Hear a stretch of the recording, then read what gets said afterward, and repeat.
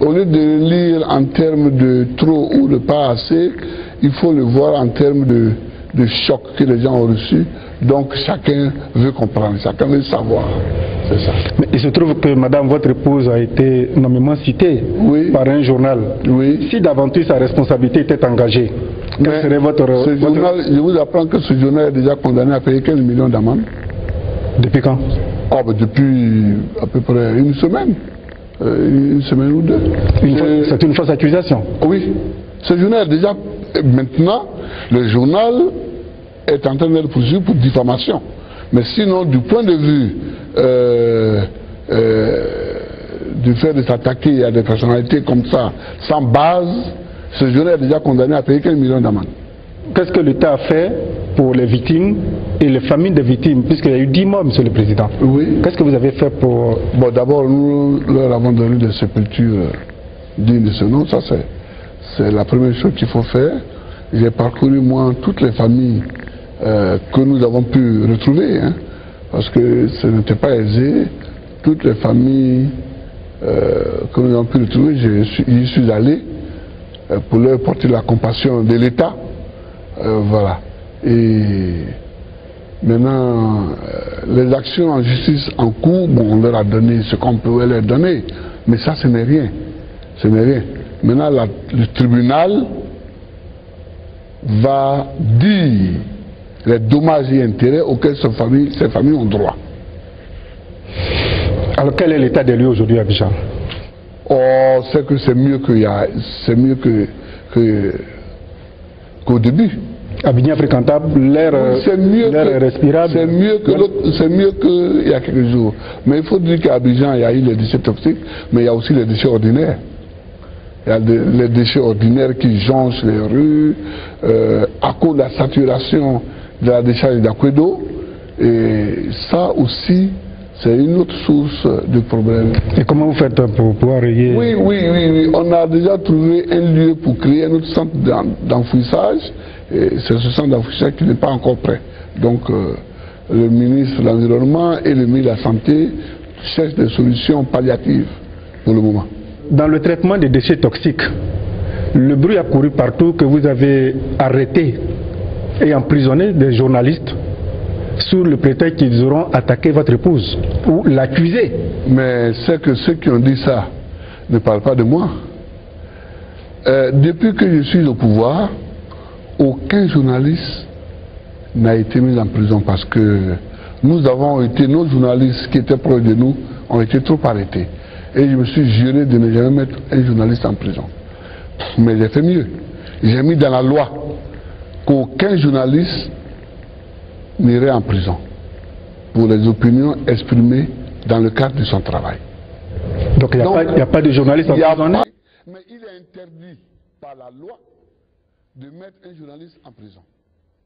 C'est ça. La loi en Côte d'Ivoire, depuis que je suis au pouvoir, interdit de mettre un journaliste en prison dans le cadre de son travail. Vous comprenez? Donc, non seulement dans le cadre de ce texte, aucun journaliste n'a été arrêté, mais il est même interdit d'arrêter. Et je ne sais pas s'il y a beaucoup de pays comme ça hein, dans le monde, mais en tout cas, nous, on a pris cette loi que j'ai promulguée et nous sommes tranquilles. Nous allons parler de la grève des planteurs. Oui. L'Association nationale des producteurs de café et de cacao de Côte d'Ivoire a observé des jours de grève. Oui. Ce qui dénote que ça ne va pas dans la filière. Oui. Quelles sont les dispositions qu'en tant que président de la République, vous comptez prendre pour essayer de les sécuriser, de juguler tous ces remous? Mais vous voyez qu'il n'y a plus de grève. Donc il y a déjà pris des décisions pour qu'il n'y ait plus de grève. Il n'y a plus de grève. Et que s'est-il passé alors? Ben, je les ai reçus. J'ai parlé avec eux. J'ai dit ce qu'on pouvait faire et ce qu'on ne pouvait pas faire. Ils ont compris, donc c'est la grève. Mais je voulais vous dire que depuis que la Côte d'Ivoire est indépendante, ce n'est pas la première fois. Ce n'est pas la première fois qu'il y a la grève dans ce secteur d'activité. À chaque campagne, vous fixez toujours des prix borchants qui ne conviennent pas toujours. La preuve, cette année, vous avez fixé le prix du cacao, le prix du kilo à 400 francs CFA, c'est-à-dire l'équivalent de 0,62 €. Et les planteurs souhaiteraient revoir avec vous à la hausse à 600 francs, prix Borchamp, c'est-à-dire que 0,92 €. Il y a une erreur dans ce que vous dites. Vous dites, vous fixez. Nous ne fixons pas. Nous ne fixons plus. L'État de Côte d'Ivoire ne fixe plus de prix d'achat. Depuis les réformes que nous avons faites à la fin de l'année 2000, qui avaient été préparées par le gouvernement Sédou Diarra au moment de la transition militaire, et que nous avons avalisé, que nous avons complété, ces réformes-là, depuis ce sont les paysans eux-mêmes, la BCC, la bourse du café cacao, qui fixent les prix d'achat aux paysans. Ce n'est pas l'État, ce n'est plus l'État. Donc il ne faut pas dire ça. Et c'est justement ce que j'ai demandé aux paysans. J'ai dit, mais contre qui êtes-vous fâchés? Contre qui faites-vous grève? Puis c'est vous qui fixez le prix d'achat. Mais c'est le DUS, c'est-à-dire que le droit unique de sortie... Oui, mais ça c'est l'impôt que les cafés de cacao payent à l'État. Toute activité économique... Les planteurs trouvent que c'est trop énorme. Mais c'est pas trop énorme. Hein. Je leur ai rappelé que le DUS n'a pas varié. Mais qu'en 2002, le café a été acheté à 1200 francs le kilo, Borchamp. Il ne se plaignait pas du DUS. Il ne se plaignait pas du DUS. Mais est-ce que la dissolution de la caisse de stabilisation arrange-t-elle les choses? Parce que j'ai l'impression qu'il y a trop de charges que les planteurs eux-mêmes n'arrivent pas à supporter. Mais vous dites la même chose que ce que je leur ai dit. J'ai dit que toutes les structures qui sont en place et qui eux-mêmes animent sont trop lourdes du point de vue des charges. On a l'ARCC, l'autorité de régulation du café cacao. On a la BCC, on a le FGCC, on a le FRC, etc. On a le FDPCC. Les charges sont trop lourdes. C'est exactement ce que je leur ai dit que vous reprenez. Donc, si on veut augmenter le prix d'achat aux paysans Borchamp, il faut d'abord qu'ils voient comment diminuer les charges de ce secteur. Et on peut le faire. À partir de ce moment-là... Vous pouvez les aider? Ah ben nous, on est prêts à les aider. Mais c'est à eux de nous demander. C'est à eux de nous poser la question. S'ils veulent qu'on les aide, on les aide. On est dans une situation aujourd'hui où les paysans disent la filière est à nous. Nous, on ne peut pas aller pour leur imposer de changer comme ci ou comme ça. Mais si l'argent que la filière génère est volé, alors nous pouvons poursuivre. Mais pourquoi vous voulez faire absolument des consultations pour prendre une décision? Ah, mais depuis qu'il y a la crise, je consulte beaucoup avant de prendre de grandes décisions. Donc, je consulte. Je consulte. Je vais consulter tout le monde. Tout le monde. Et... Prendre une manière de prendre le peuple à témoin pour essayer d'agir. Non, non, ça veut dire que voir quelles sont les attentes du peuple pour aller vers la paix. Parce que le peuple là, c'est le gisement de la sagesse. Le peuple est le gisement de la sagesse. Or, souvent, on croit que parce qu'on a été élu, on peut se passer du peuple. On ne peut pas se passer du peuple. Donc voilà pourquoi j'appelle tout le monde. Je vais appeler tout le monde. Je vais appeler les catégories. J'ai cru lire même les religieux, les traditionnels dont je venais de parler tantôt, les jeunes patriotes, les... Non, les jeunes. Les jeunes. Ah, pas seulement les patriotes. Ah non, les jeunes. Les femmes, et puis les régions.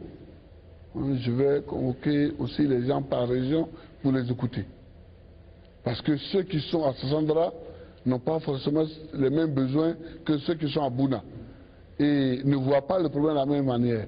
Parce que ceux qui sont à Sassandra et à Tabou, ils n'ont pas de rebelles. Mais ceux qui sont à Bouna, ils ont des rebelles. Donc, ils vont nous indiquer quelle est pour eux la voie la meilleure pour sortir de la crise. Et de tout ça, je vais faire un paquet pour moi-même et pour définir une politique à suivre pour sortir de la crise. Donc la sortie de la crise n'est pas loin? Ben, je voudrais bien le dire, je voudrais bien parler comme vous, mais je veux dire que je cherche les moyens pour en sortir le plus tôt possible. Monsieur le Président de la République, à l'international, les gens pensent que vous êtes de mauvaise foi, vous n'appliquez pas les accords de Marcoussis en passant par Pretoria, Accra 1, Accra 2, etc. Que vous mettez une dose, je ne vous juge pas, Monsieur le Président, mais les gens disent que vous dites oui le matin et puis le soir vous dites non. Quelles sont les concessions que vous avez pu faire depuis la crise jusqu'à nos jours? Je sais que c'est un peu long, mais essayez de me brosser les grandes lignes. Je veux dire que ceux qui disent ça là, leur opinion ne m'intéresse pas. Mais je le dis sérieusement parce que leur opinion ne m'intéresse pas parce que ils ont déjà un parti pris. Ce sont les gens qui disent on cherche la paix, mais en fait ils ne cherchent pas la paix. Ils cherchent plutôt à enlever Gbagbo. C'est ça qu'ils ne disent pas. Ils aimeraient bien voir que Gbagbo est affaibli et que Gbagbo n'est plus au pouvoir. C'est ça qui est pour eux la recherche de la paix. Mais moi je ne les laisserai pas faire. Mais sinon, Marcoussis est une mauvaise idée. Marcoussis est non seulement une mauvaise idée, mais une mauvaise réunion et un mauvais texte qui a été pris. Comme vous le dites bien, le médicament était amer. Oui, c'est un médicament amer, mais comme on a dit que si je prenais ce médicament, j'allais être guéri, je l'ai quand même pris. Et vous n'êtes pas guéri. Et je me rends compte que je ne suis pas guéri. Je me rends compte que je ne suis pas guéri. J'ai mal au ventre, on me dit de prendre de l'huile ricin et que mon ventre va être dégagé. J'ai pris cette huile-là, je me rends compte que j'ai toujours les mêmes mots. Bon, voilà. Si vous voulez que je résume Marcoussis, voilà ce qu'est Marcoussis. Bien. Mais le reste, Marcoussis contenait des exigences. C'est-à-dire que tout ce que Marcoussis contenait, c'était un catalogue. C'était un catalogue des exigences des rebelles. Il faut changer telle loi, il faut changer telle loi, il faut changer telle loi. L'Assemblée nationale en a changé 12. 12 lois proposées par Marcoussis. Quand ces lois ont été changées, les rebelles et leurs alliés ont trouvé que ces lois avaient été mal rédigées et qu'elles n'étaient pas rédigées dans la lettre et dans l'esprit de Marcoussis. Le médiateur Thabo Mbeki m'a soumis 7 à modifier. Je les ai modifiés en utilisant l'article 48, qui est l'équivalent de l'article 16 de la Constitution française, l'article 48 de la Constitution ivoirienne. 12 plus 7, ça fait déjà 19. Il y a eu encore, sur les 7 lois, on m'a demandé de modifier encore 3. Je les ai modifiés. 12 plus 7 plus 3, ça fait 22. J'ai modifié. Ensuite, il y a eu la loi fondamentale qu'il fallait contourner pour rendre certaines personnes éligibles. En l'occurrence, M. Alassane Dramane Ouattara. Oui, j'ai utilisé l'article 48 et je l'ai rendu éligible. Qu'est-ce qu'on veut que... Et des rebelles aussi dans le gouvernement. Et bon, bien entendu, les rebelles, je les ai mis dans le gouvernement. Avec une loi d'amnistie générale. Je les ai amnistiés et j'ai pris un arrêté pour remettre dans l'Assemblée et de remettre dans l'armée tous les déserteurs. Mais je dois dire que sur l'armée, il ne faut pas que les gens croient qu'il y a eu une saignée. Nous avons une armée de 18 000 hommes. Il y a seulement 437 qui sont partis dans la rébellion. Donc pour nous, c'est une goutte d'eau, vraiment une toute petite goutte d'eau. Donc nous avons pris un arrêté pour leur permettre de retourner. Mais ils avaient tellement peur qu'il y a 10 semaines qui sont revenus, les autres ne sont pas revenus. Bon, tant pis pour ceux qui ne sont pas revenus, mais on les attend toujours qu'ils viennent. Le général Mangou a lancé un appel à tous ses camarades d'armes qui se sont exilés de revenir à la maison, enfin, ensemble, de pouvoir... Nous sommes tous dans cette disposition d'esprit. Est-ce qu'ils seront en sécurité, ceux qui vont venir? En l'occurrence, le général Mathias Dué, par exemple. Oui, mais ça, la sécurité se trouve dans sa tête. Mais pas chez nous. S'il vient et qu'il est chez lui, il sera chez lui. on n'ira pas le chercher. Mais si il sort pour aller au marché, que quelqu'un l'apostrophe et lui dit, mais toi, pourquoi est-ce que tu as trahi? Ça, on ne peut pas garantir qu'il n'y aura pas de telles apostrophes. Vous comprenez? Ça veut dire que souvent, il y a des choses qui se passent, mais l'État n'est pas responsable du tout. Quand vous allez au marché, l'État n'est pas responsable. Quand vous, en marchant, vous cognez une pierre et que vous vous blessez, l'État n'est pas responsable de ça, etc. Nous leur tendons la main, nous leur disons venez. Mais s'ils viennent, naturellement ils sont en sécurité. Ils vont bénéficier de la sécurité de tout le monde. Mais si leur voisin lui dit mais toi pourquoi tu es traître, ça, l'État n'est pas responsable de ça. Est-ce que vous comprenez? Oui, Monsieur le Président, vous aimez vraiment les Ivoiriens? Je vais vous dire, on est plusieurs catégories d'hommes politiques en Côte d'Ivoire, mais comme partout ailleurs. Il y en a qui n'aiment le pays que quand ils sont au pouvoir. Vous comprenez? Il y en a qui n'aiment la Côte d'Ivoire que quand eux ils sont au pouvoir. Moi j'ai été dans l'opposition et je suis au pouvoir. Dans les deux cas, j'ai démontré qu'il ne faut pas faire la guerre à son pays. Quand j'étais dans l'opposition, je n'ai pas fait la guerre. Quand je suis au pouvoir, je n'ai pas fait la guerre à mon pays. Mais il y en a, dès qu'ils ont perdu le pouvoir, ils ont pris les armes pour faire la guerre. C'est eux là qui n'aiment pas la Côte d'Ivoire. Notre entretien est ainsi terminé. Merci et à très bientôt.